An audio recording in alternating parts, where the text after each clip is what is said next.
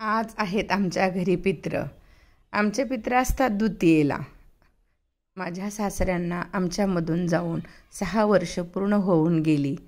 खरंच गोड असं व्यक्तिमत्व होतं. देवा त्यांना मोक्षप्राप्ती दे. माझं जे काही पुण्य घडलं असेल ते त्यांना दे. खरंच ते वडिलांप्रमाणे मला खूप जीव लावायचे. खरंच वडिलांच्या ठिकाणीच होते. वडिलांनी त्यांच्यात मला कधीच काही भेदभाव वाटला नाही. आज आमच्या घरी पित्र तर पहाटपासून आम्ही खूप उत्साहाने सर्व काही करतो, माझी सुनबाई आणि मी. आणि अशा प्रकारे आम्ही हे पित्राचं ताट करतो. सकाळी सकाळी पुरणपोळी करतो. पुरणपोळीमध्ये पुरणपोळी, भात, आमटी, दूध, गुळवणी, हे खीर, परत कढी, त्यानंतर भजे, कुरडई.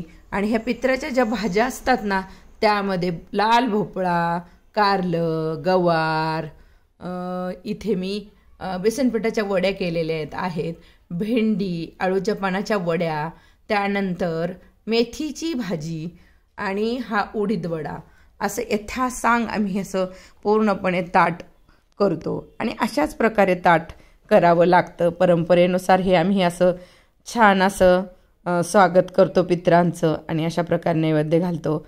आणि खूप सारे लोक जेवायला असतात. खूप आनंद येतो आजच्या दिवशी. आणि खरंच म्हणतात ना, पित्र या दिवशी नक्कीच घरी येतात.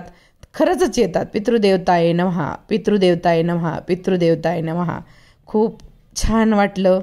असं वाटतच नाही आमच्या अण्णा आमच्यामधून निघून गेले आहेत, ते आमच्याबरोबर आहेत असंच नेहमी आम्हाला वाटतं. खूप छान स्वभाव होता त्यांचा. खरंच आपण कृतज्ञता व्यक्त करायची म्हटलं तर हे आपली संस्कृतीच खूप छान आहे. खरंच आपण अक्षय तृतीयेला परत पित्राच्या वेळेस असं छान असं नैवेद्य करतो, त्यांना दाखवतो, त्यांना आपल्या घरी यायला आव्हान करतो. आणि कसं वरती गच्चीवर जाऊन पण त्यांना नैवेद्य ठेवतो.